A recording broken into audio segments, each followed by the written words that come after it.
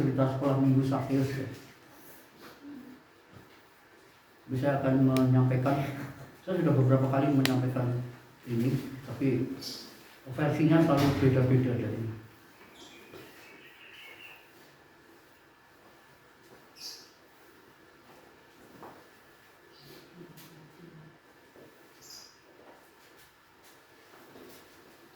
Kalau sudah ketemu, mari kita akan baca bersama-sama.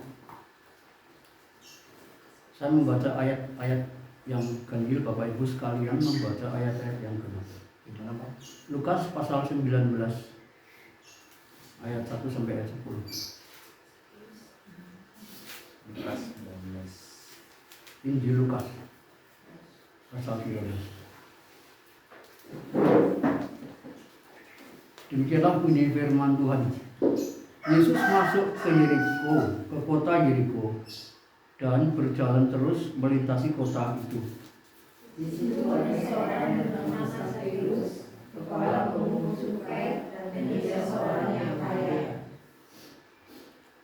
Ia berusaha untuk melihat orang apakah Yesus itu. Tetapi ia tidak berhasil karena orang banyak, sebab badannya pendek. Maka berdirilah ia mendahului orang banyak, lalu memanjat pohon ara untuk melihat Yesus yang akan lewat di situ. Ketika Yesus sampai ke tempat itu, ia melihat ke atas dan berkata, "Sakeus, segeralah turun, sebab hari ini aku harus menumpang di rumahmu." Lalu Sakeus segera turun dan menerima Yesus dengan sukacita. Tetapi semua orang yang melihat hal itu bersungut-sungut, katanya, "Ia menumpang di rumah orang berdosa." Tetapi Sakeus berdiri dan berkata kepada Tuhan, "Tuhan, setengah dari milikku akan kuberikan kepada orang miskin. Dan sekiranya ada sesuatu yang kuperas dari seseorang, akan kukembalikan 4 kali lipat." Kata Yesus kepadanya, "Hari ini telah terjadi keselamatan kepada rumah ini, karena orang ini pun anak Abraham. Sebab Anak Manusia datang untuk mencari dan menyelamatkan yang hilang. Amin. Ibu, ayat yang ke-10 saya bacakan. Sebab Anak Manusia datang untuk mencari dan menyelamatkan yang hilang. Jadi ini kesimpulan dari teks bacaan kita itu ayat 10. Jadi setelah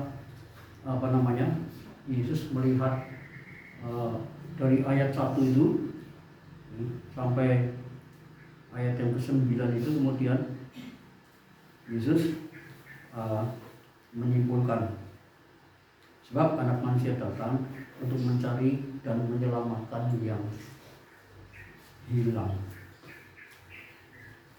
Nah, Bapak Ibu yang dikasihi oleh Tuhan Yesus Kristus,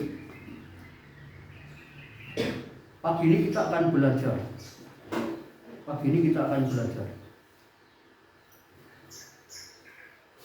Bagaimana Tuhan Yesus Kristus itu memandang, bagaimana Tuhan Yesus itu punya pandangan, punya penilaian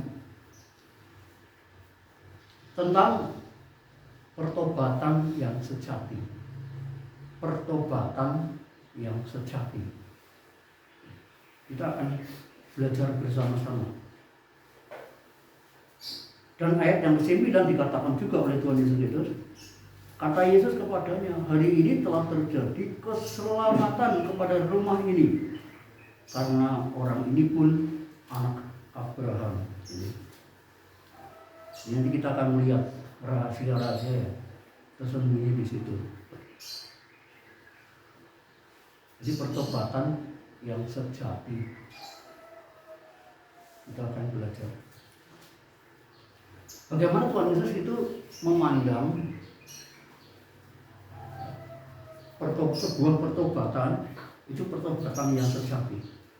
Karena ketika Tuhan Yesus Kristus melihat Sakeus itu, ya, dari awal sampai dengan ayat yang ke-8, Yesus itu sepertinya menegaskan. Yesus menegaskan ayat yang ke-9 itu. Hari ini telah terjadi keselamatan kepada rumah ini. Jadi selama ini itu dari ayat 1 Yesus itu mengamati. Yesus mengamati Sakeus itu. Dan ternyata yang terjadi pada diri Sakeus itu adalah pertobatannya itu sejati. Pertobatan Sakeus itu sejati sekali, kata Yesus. Yesus yang ngomong loh itu. Hari ini telah terjadi keselamatan. Dengan kata lain saya katakan hari ini telah terjadi pertobatan sejati di rumah ini. Kalau Yesus yang ngomong hari ini telah terjadi pertobatan yang sejati, kalau hari ini telah terjadi keselamatan di rumah ini, Yesus itu tidak ragu-ragu. Ngomongnya gitu, dia nggak ragu-ragu. Dia yakin sekali. Karena jelas dari awal itu, Sakeus itu prosesnya itu luar biasa. Dan menurut Yesus itu pertobatan yang sejati. Menurut penafsiran saya, pengamatan saya kira Sakeus itu terus pertobatan sejati, lalu dalam kehidupannya juga terus mengalami grafik yang meningkat. Bapak Ibu, mengapa Yesus berkata bahwa pertobatan Sakeus itu sejati dan terjadi keselamatan di rumah Sakeus hari ini? Karena Yesus melihat peningkatan Bapak Ibu. Ada progresif dari awal sampai ayat 1 sampai ayat yang ke-8. Itu terjadi peningkatan grafik, terjadi progresif, terjadi peningkatan pikiran, terjadi peningkatan perilaku, terjadi peningkatan apa yang dilakukan oleh Sakeus. Maka Yesus menyimpulkan ayat 9, hari ini telah terjadi keselamatan di rumah ini, hari ini telah terjadi pertobatan yang sejati. Itu kata Yesus itu. Jadi Yesus sangat yakin Bapak Ibu. Yesus ragu-ragu mengatakan itu. Dia alam sendiri. Nggak mungkin penilaian itu bohong. Ya. Nah, mari kita melihat bagaimana sih sebenarnya Yesus di sini, yang dilihat Yesus itu bagaimana di sini terhadap Sakeus itu. Mari kita melihat yang pertama. Yesus melihat pada diri Sakeus itu dari sisi kerinduannya, Bapak Ibu. Kerinduan. Kalau Bapak Ibu melihat dalam perikop di atasnya itu Yesus banyak sekali melakukan mukjizat-mukjizat ya. Pasal 18. Itu dia menyembuhkan orang buta di dekat Yeriko, ya. Dan sebelumnya juga sudah mendengar tentang pelayanan Yesus. Jadi pada suatu hari Yesus itu contohnya begini, Yesus itu melakukan mukjizat di Sukaraja, kita di Purwokerto. Jadi Yesus itu melakukan mukjizat di Sukaraja. Nah Sakeus itu di Purwokerto itu mendengar saja. Oh di sana ada orang buta. Oh juga pernah menghidupkan orang yang sudah mati, Lazarus itu. Itu terdengar pada disimpan terus dalam hatinya ya. Wah, Yesus menyembuhkan orang buta, menghidupkan orang yang sudah mati. Jadi terus terngiang-ngiang nih. Sementara Sakeus itu adalah orang yang dijauhi oleh banyak orang karena dia dicap sebagai orang yang berdosa. Jangankan dipanggil Sakeus gitu ya, apalagi dipanggil Pak Sakeus itu nggak mungkin. Sakeus saja enggak dipanggil, karena yang dipanggil dengan sebutan orang berdosa. Betapa dari sisi lain Sakeus itu orang kaya karena kepala kantor pajak, kepala kantor pemungut cukai. Uangnya itu luar biasa. Tapi dia membutuhkan dalam ruangan hatinya itu kosong. Dan ketika dia mendengar Yesus di Samaria itu telah melakukan banyak mujizat dan juga di tempat-tempat lain, dia jadi rindu sekali. Hatinya rindu, penasaran, tertarik sekali. Kapan ya aku bisa ketemu dia? Kapan ya dia ke Purwokerto? Aku mau melihat dia. Aku rindu banget mendengar kepastian dia bagaimana.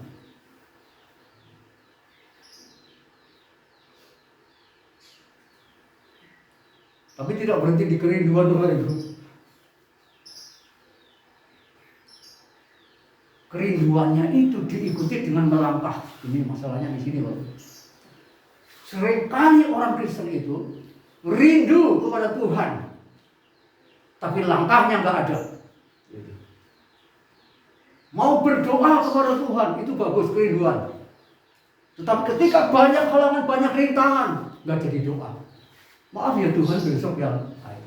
Karena banyak kerinduan saja, sebatas kerinduan, nggak ada langkah-langkah yang ditempuh. Nggak berani menerobos tembok, nggak berani menerjang badai. Itu berhenti di kerinduan. Tapi Sakeus tidak, gitu ya. Sakeus tidak. Mari kita lihat itu ayat 1. Yesus masuk ke Yeriko, berjalan terus melintasi kota itu. Ya, jadi melintasi kota itu dan di situ ada kantornya Sakeus di situ. Terus Sakeus di situ, dia lagi duduk-duduk sambil penasaran menantikan kapan Yesus ya. Lalu setelah mendengar Yesus di situ, kemudian dia ayat yang ke-3. Ia berusaha untuk melihat orang apakah Yesus itu. Ini halangannya ini. Tetapi dia tidak berhasil karena orang banyak. Dan badannya pendek. Jadi yang pertama ini usahanya gagal. Usahanya gagal. Ini temboknya.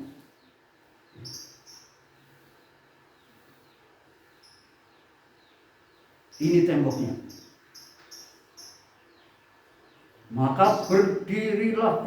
Maka berlarilah ia. Apa? Mendahului. Yang pertama gagal, yang kedua dia melayu. Dan mendahului orang banyak. Padahal orangnya tinggi-tinggi itu dulu. Orang Israel kan tinggi-tinggi. Hanya Sakeus itu. Mendahului artinya menerobos, menerjang tembok itu. Ini termasuk langkah-langkah, dia berani melangkah. Lalu apa Bapak Ibu? Manjat pohon ara.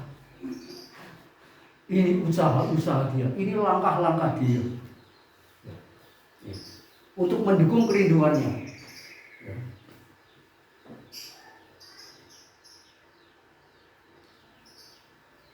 Terus ayat yang ke-5. Ketika Yesus sampai ke tempat itu, dia melihat ke atas dan berkata, Bapak Ibu yang dikasih oleh Tuhan Yesus Kristus. Jadi Yesus Kristus itu melihat kerinduan Sakeus. Dan Yesus melihat perjuangannya yang sangat luar biasa. Baik Bu, supaya kalau orang itu punya kerinduan, harusnya dia itu jangan menyerah, jangan mudah menyerah. Seringkali kita hanya rindu, berhenti di rindu. Karena mau maju itu menyerah. Di sini itu ada tantangan, di sini ada masalah, di sini ada kesulitan. Udah berhenti.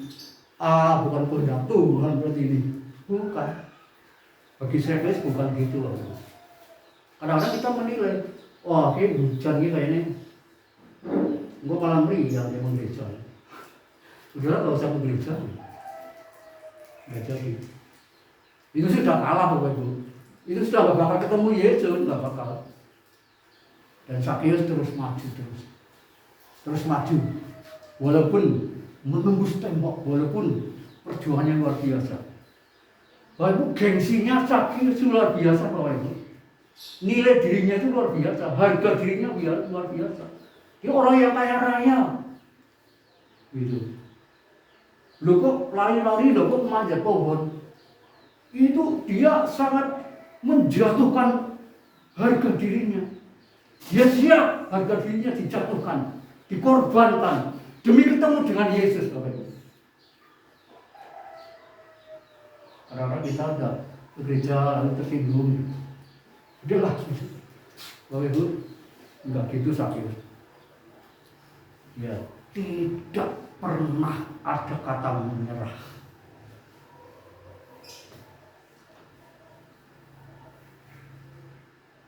Langkahnya Sakeus itu melengkapi kerinduannya. Dengan kata lain, kerinduan tanpa langkah itu kosong. Langkah tanpa kerinduan percuma. Percuma Bapak Ibu. Jadi kalau mau mengalami kemenangan, ya kerinduannya, ya langkah-langkahnya, artinya berani menyerahkan kelemahan-kelemahannya. Bapak Ibu, Sakeus itu tadi saya katakan dia membanting harga dirinya. Orang kaya manjat pohon. Orang kaya ngapain sih jalan-jalan nyari Yesus? Oh, duitnya udah bisa menjamin dia untuk hidup selama hidupnya itu kan udah dijamin dia sebenarnya. Tapi Sakeus sadar kekayaannya itu adalah kelemahannya. Betul Bapak Ibu? Kekayaan harta benda di dunia ini adalah sebuah kelemahan. Sakeus sendiri, dia mengatakan, hartaku itu kelemahanku. Makanya aku serahkan semuanya. Nanti kita akan melihat hasilnya.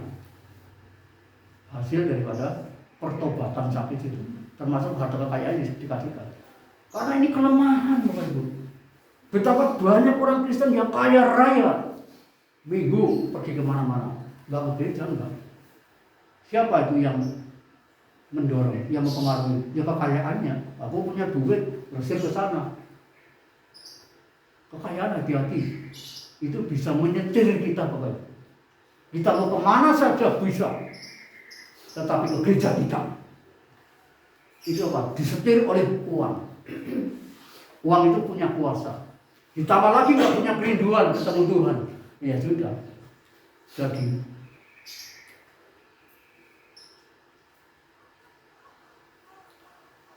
Jadi kerinduan yang dilihat oleh Yesus Kristus dan langkahnya Sakeus ini yang dilihat.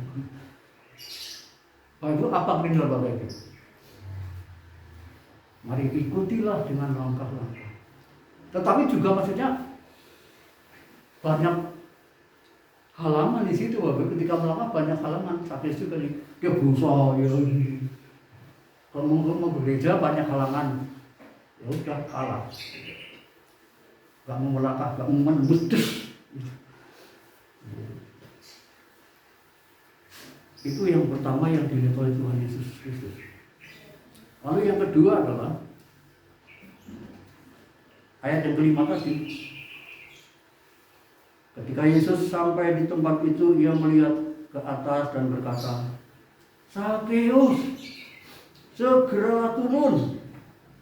Sebab hari ini aku harus menumpang di rumahmu. Bapak yang kedua, ini yang pertama sudah jalan bagus ya. Ada kerinduannya, lalu dia sudah melewati perjuangannya itu, Bapak. Dia udah mingkring di atas pohon ara itu. Kakinya bangun ini. Dia mungkin kalau sambil makan buah ara gitu. Wah, nunggu Yesus lah. Tahu-tahu Yesus datang. Hei, Sakeus ya, nenek udah cepet. Bapak Ibu, seumur Sakeus nggak pernah dipanggil Sakeus sama orang lain, karena dia kepala pemungut cukai. Pegawai cukai itu paling dibenci oleh orang Yahudi, karena dia bekerja di kekaisaran Romawi yang menindas, dia menarik pajak, menarik cukai lebih dari yang sudah ditentukan, melampaui standar. Jadi orang Yahudi sendiri sudah miskin, dia sudah repot, itu harus membayar itu. Kalau tidak membayar, kadang-kadang nanti istrinya sama anaknya itu dijadikan budak gitu. Milih mana gitu. Jadi orang Yahudi itu mengatakan ketika Yesus menumpang di rumah Sakeus, loh, kok dia menumpang di rumah orang berdosa?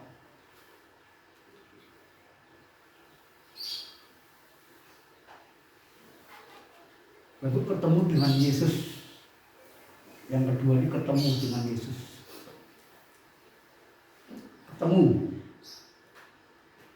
Ketemu itu bahasa ininya encounter. Jadi yang kedua itu ada perjumpaan. Yang pertama itu kerinduan, lalu diikuti dengan langkah. Yang kedua ada perjumpaan, encounter. Terjadi perjumpaan di situ dengan Yesus. Ayat yang kelima tadi itu. Awal perjumpaan itu ketika Sakeus ada di atas pohon, karena ada Yesus bilang, ayo turun, kamu turun sini. Bro, turun sini. Aku mau mampir. Aku harus. Yesus bilang harus, bukan sekedar aku harus mampir. Anggap nyongat mampir itu paling megang menjual gitu ya. Tapi Yesus berkata, aku harus. Nah Bapak Ibu, yang kedua adalah perjumpaan. Terjadi perjumpaan, terjadi tatap muka, face to face antara Sakeus dengan Yesus. Bapak Ibu, siapa Yesus itu? Yesus adalah Mesias sendiri. Dan Yesus itu adalah Allah itu sendiri. Dan Yesus adalah pencipta langit dan bumi beserta segala isinya. Dan nama Mesias itu adalah terdiri dari nama-nama Allah dalam perjanjian lama. Di nama Mesias itu terkandung nama-nama Allah di dalam seluruh perjanjian lama, termasuk Elohim, termasuk El Shaddai, termasuk Yehovah Rapat, semuanya itu jadi itu. Makanya Filipi pasal yang kedua ayat 11, nama di atas segala nama. Tuhan bilang, Yesus dikaruniai nama di atas segala nama. Semuanya sudah mengaku Yesus Tuhan. Semua lutut berturut menyembah Dia. Karena nama di atas segala nama. Nama Allah dalam perjanjian lama itu semua masuk ke situ. Bukan nama yang di bawahnya Bapak Ibu, itu nama Allah sendiri. Kalau nama di bawahnya jelas kecil, jelas nggak ada apa-apanya. Ya.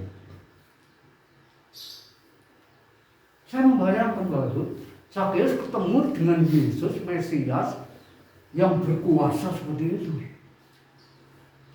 Nah kadang-kadang begini Bapak Ibu, Allah itu kadang-kadang hadir, menyatakan kehadirannya, menyatakan dirinya itu datang di tengah-tengah umatnya. Kalau seperti bangsa Israel, ada apa itu? Tiang awan, siang hari tiang awan, supaya panas terik di padang gurun itu, debu pasir itu tidak ini.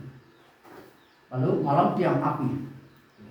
Jadi kalau harus berjalan malam-malam atau berkemah malam-malam, itu ada tiang api dan memberikan itu perlindungan dan itu kehadiran Tuhan.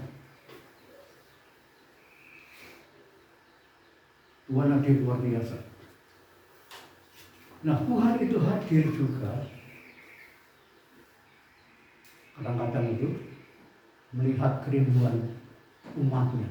Tuhan hadir itu sebagai raja. Mari Bapak Ibu ingat 10 orang sakit kusta. Sambil ingat itu. Ada berapa yang disembuhkan, ada berapa yang kembali, ada berapa yang tidak kembali. Nah, satu yang kembali itu dengan apa Bapak Ibu? Dia mengucap syukur, dia memuliakan Allah, dia tersungkur, gitu. Tersungkur, glosor Bapak Ibu. Artinya apa? Bahwa Allah hadir itu sebagai raja di atas segala raja. Jadi hadiratnya itu luar biasa Bapak Ibu. Bisa membuat manusia itu gemetaran gitu. Karena ada hadiratnya. Tapi ini gemetar bukan orang hadiratnya, ini hanya contoh saja. Itu bisa. Seperti ya pengalaman kami kemarin itu di Bandungan itu, sungguh-sungguh tidak melihat, tapi saya merasakan Allah hadir itu sebagai raja yang berkuasa. Baik Bu, orang yang dikaruniai penglihatan waktu itu. Jadi gini, jadi ini altar, ini ada garisnya altar. Tidak boleh ada orang yang nyebrang sini melanggar garis. Jadi harus di sana. Jadi ini penuh dengan hadirat Tuhan. Dan beberapa yang dikasih penglihatan itu melihat bahwa di situ itu banyak api.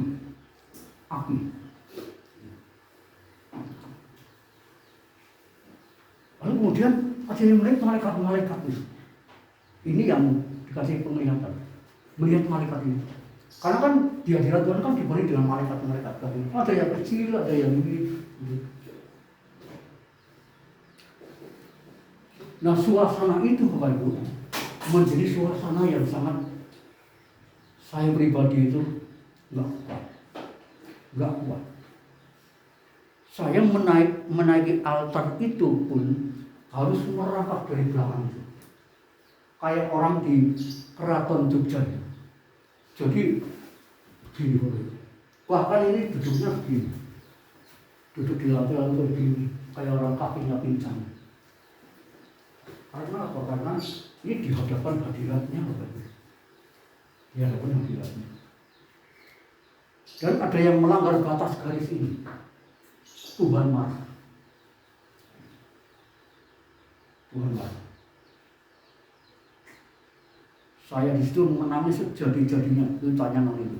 Saya menangis sejadi karena saya merasakan, tidak melihat tapi saya merasakan Tuhan itu hadir. Saya itu memegang kepala saya itu. Dan saya menangis menjerit.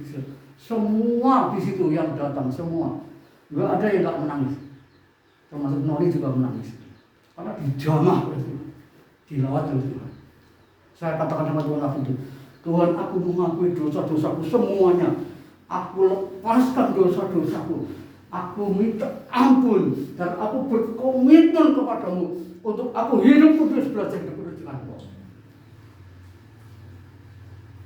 Tapi seseorang mengatakan, jadi ini Bapak Ibu, sebelum naik itu ada yang jaga Bapak Ibu, kayak malaikat itu, kayak satpam, ada yang jaga.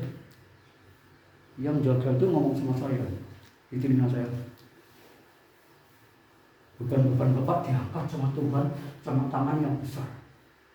Ketakutan Bapak diangkat sama tangan yang besar. Tuhan Yesus itu. Bapak mau digembalakan oleh Tuhan Yesus? Mau sebenarnya. Oh itu. Jadi dosa-dosa saya itu tadi yang sudah saya akui, beban-beban saya, ketakutan saya, ketakutan kan dosa Bapak Ibu. Jadi harus dibongkar semuanya. Katakan sama Tuhan. Tuhan bilang, beban Bapak sudah diangkat, ketakutan Bapak sudah diangkat. Waktu itu pulang, saya langsung pulang Bapak Ibu. Wah, luar biasa ya. Begini ya, betul Bapak Ibu, itu pengalaman yang saya alami. Mungkin Bapak Ibu kalau nggak mengalami ya kurang ini. Tapi saya sungguh luar biasa.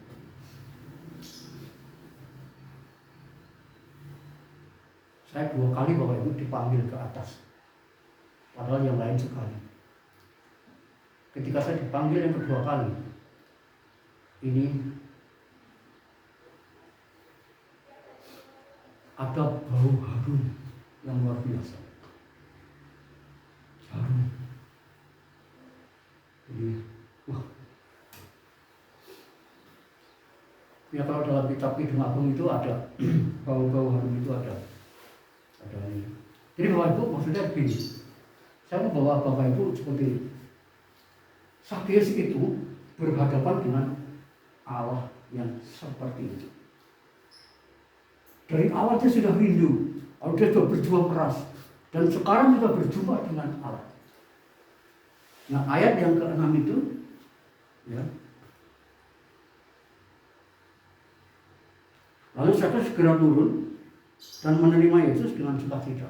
Nah ketika turun dan menerima Yesus di rumahnya, itu apa yang dilakukan oleh Tuhan? Tuhan Yesus bilang, aku harus mampir. Berarti di situ dalam perjumpaan itu, Yesus melakukan sesuatu terhadap Sakyus yang sudah rindu luar biasa, yang sudah berjuang luar biasa, yang sudah mengosongkan seluruh hidupnya yang tidak layak itu. Apa yang terjadi Bapak Ibu? Dalam perjumpaan Sakyus dengan Yesus. Saya kira itu, baik buka Mazmur pasal 50. Mungkin kalau nggak salah ayat 3. Kalau Allah datang di situ, Allah tidak tinggal diam.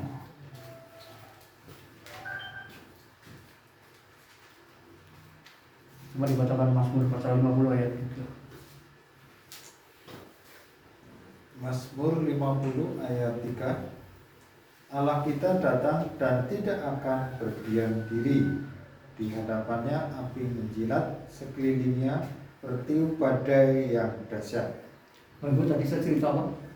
Di altar itu, di atas altar itu ada api yang menjilat. Dan di situ juga ada badai. Mungkin ada badai tapi tidak kelihatan. Itu yang bisa melihat itu yang dikasih karunia penglihatan. Yang tidak ya tidak bisa. Itu Allah. Kalau Allah itu datang, dia tidak tinggal diam. Pak Nanang banyak mengirim kemarin postingan-postingan, ya, lawatan Tuhan. Itu Bapak. Di sekolah di mana saja, postingannya itu dilawat Tuhan. Berdoa terus nggak bisa berhenti, dilawat Tuhan Bapak Ibu. Kuncinya apa? Rindu dilawat Tuhan.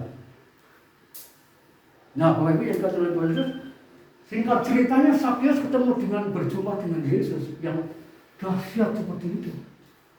Pasti Sakyus mengutarakan semua karakternya, semua kejelekannya, semua praktek hidupnya, semua yang dilakukan selama ini. Pasti dia akan terbuka. Karena Yesus itu kan maha tahu. Kalau Sakyus nggak terbuka, pasti kepada orang Samaria, wanita Samaria, Yesus berkata, kamu punya 6 laki-laki. Itu kata Yesus kepada wanita Samaria. Ya benar. Itu bukan suamiku loh, gitu katanya. Yesus tahu, Bapak, maha tahu. Nah, Sakyus membuka. Belum. Hasilnya apa, Bapak? Ketika Sakyus berjumpa dengan Yesus, hatinya dilembutkan, hatinya diremukkan oleh Tuhan. Hati Sakyus remuk. Bukan remuk karena tersinggung. Kadang-kadang kita hatinya remuk karena tersinggung. Tapi ini remuk yang bukan karena tersinggung. Remuk karena dia ada di hadapan Yesus Kristus. Hatinya remuk luar biasa. Hatinya jadi lembut, selembut salju. Sehingga ketika hatinya remuk dan hatinya menjadi lembut seperti Musa, lembut seperti Daud.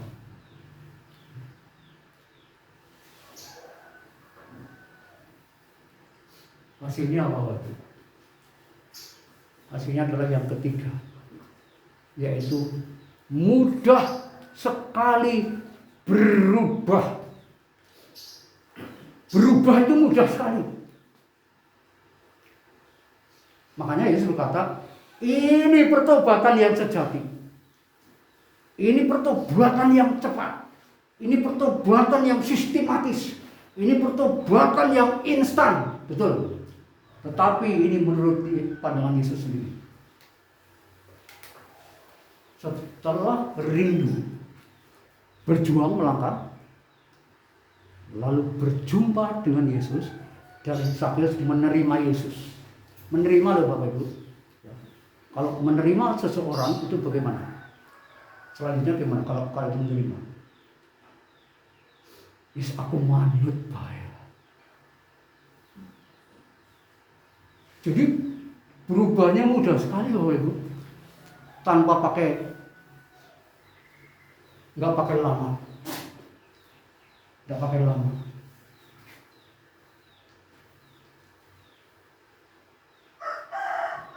Nggak pakai lama. Terjadilah metanoia. Terjadilah pertobatan yang sejati. Itu Bapak. Cepat. Nggak nunggu besok lah. Kalau aku sudah, anakku udah gede besok aku ke gereja. Kalau anakku udah lulus aku ke gereja. Kalau udah pensiun aku baru ke gereja. Bapak Ibu, Yesus selalu menggunakan ungkapan ini. Tadi itu, hari ini aku harus menumpang di rumahmu. Lalu ayat yang ke-9, hari ini telah terjadi keselamatan di rumah ini. Bukan hari nanti, bukan hari besok, bukan minggu depan. Tapi hari ini. Kalau hari besok tidak dimakan iblis, sudah hilang. Jadi hari ini. Terjadi perubahan secara cepat, terjadi pertobatan secara cepat. Hasilnya apa Bapak Ibu? Hasilnya apa? Ayat yang ke-8 itu. Uang yang banyak itu tiba-tiba dikasihkan sama Sakeus. Gitu. Nggak ada eman-eman Bapak Ibu. Wah itu nggak ada pikiran eman-eman. Udah bertobat, udah sejati pertobatannya. Metanoia yang sejati. Orang mikir kok gimana apa, orang mikir. Nggak mikir dirinya sendiri. Tapi yang dipikir itu tanggung jawabku selama ini aku udah berdosa. Dan ini orang yang aku peras. Harus ku kembalikan. Utang-utang harus ku kembalikan semuanya. Berubahnya cepat banget. Cara pandangnya itu cepat. Roh mamon yang ada di Sakeus itu begitu tunduk dan cepat. Sakeus langsung bertindak. Mamon itu dibagi-bagikan. Roh mamon, roh serakah, roh minta-minta. Itu langsung itu berubah. Ketika berjumpa dengan Yesus, encounter dengan Yesus, di situ terjadi satu pekerjaan Roh Kudus yang luar biasa di situ. Nggak dijelaskan sih, tapi saya kira itu Yesus berkata, aku harus mampir ke rumahmu. Ini ada apa Yesus di situ? Yesus mau apa sebenarnya? Saya kira mau mengerjakan ini. Bapak Ibu, sangat kecil sekali bagi Yesus untuk mengubah seseorang. Sulitnya kayak apa orang itu? Kotornya kayak apa orang itu? Jahatnya orang itu kayak apa? Sakeus itu. Tapi Sakeus itu rindu dari awal. Dan dia berani membayar harga. Dan berjumpa dengan Yesus. Hasilnya pertobatan. Kecil bagi Tuhan Yesus Bapak Ibu. Tapi di manakah kerinduan? Dan bagaimana berjumpa dengan Yesus juga? Bapak Ibu, ini Sakeus pertobatan yang sejati, pertobatan awal. Tapi bagi kita orang yang sudah lama bertobat, kita juga perlu bertobat juga masih. Masih ada tembok dalam hidup kita. Masih ada bangunan yang tebal yang menutupi perjumpaan kita dengan Yesus secara pribadi. Katakan kepada Tuhan, nanti di rumah, Tuhan apa ya tembokku ya? Kita bisa sudah gak sadar Bapak Ibu, di bawah alam sadar kita masih ada itu. Dan Tuhan akan bongkar ke Bapak Ibu sungguh-sungguh membuka hati, rindu Bapak Ibu.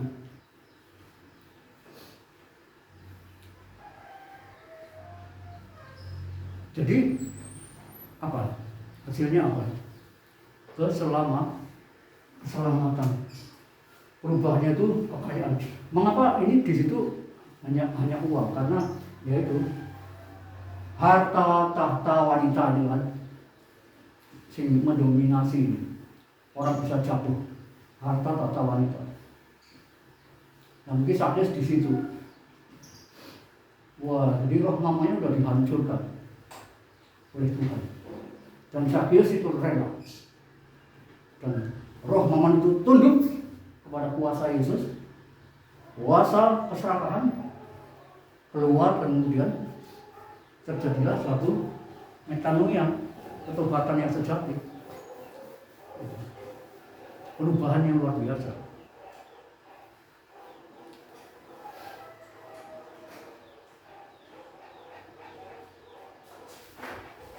Zakheus berkata bahwa uangku itu nilainya 0. Uangku itu nilainya 0. Yesus itu yang nomor 1 dalam hidupku. Beda ya. Uang itu 0. Yesus itu Tuhan itu nomor 1. Uang itu nilainya 0 seberapa pun. Di hadapan Yesus itu nilainya 0. Memang Tuhan butuh uang.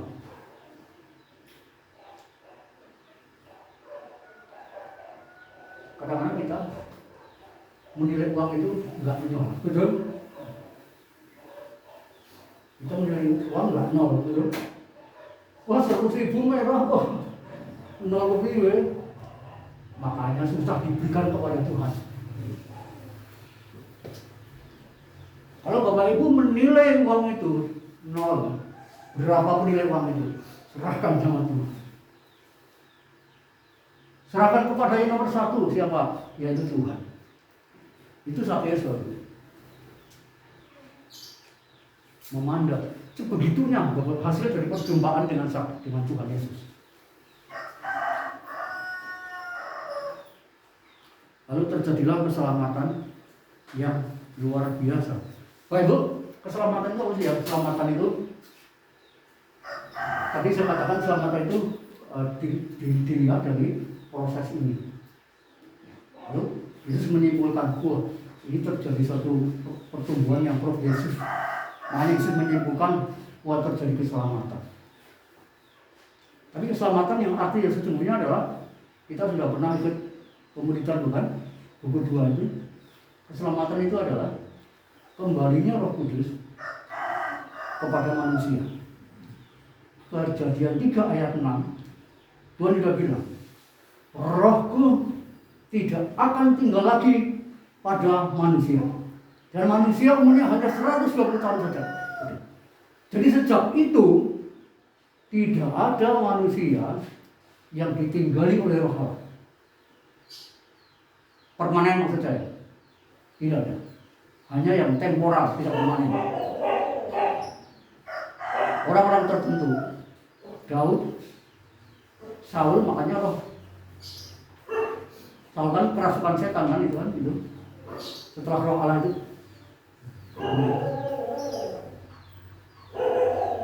Jadi kembalinya Roh Kudus kepada manusia. Itu keselamatan terjadi di situ.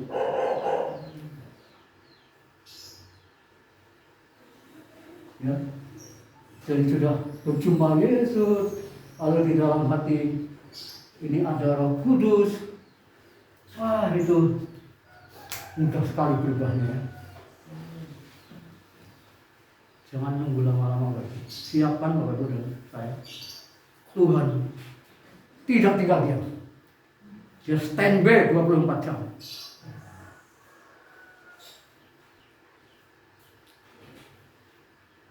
Lalu kemudian ayat yang keberapa tadi? Ayat yang ke-9 terakhir.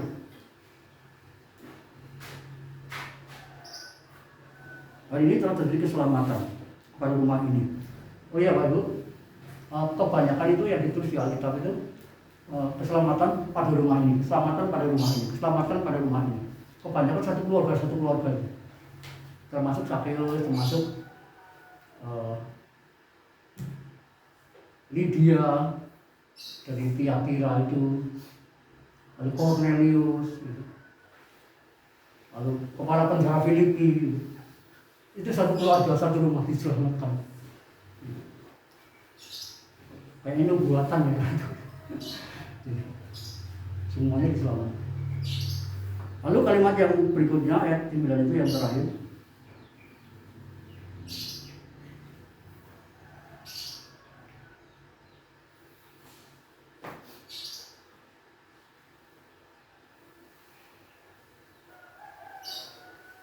Karena orang ini pun anak Abraham. Karena orang ini pun anak Abraham. Apa maksudnya Bapak Ibu? Karena orang ini pun anak Abraham. Jadi ini semacam pola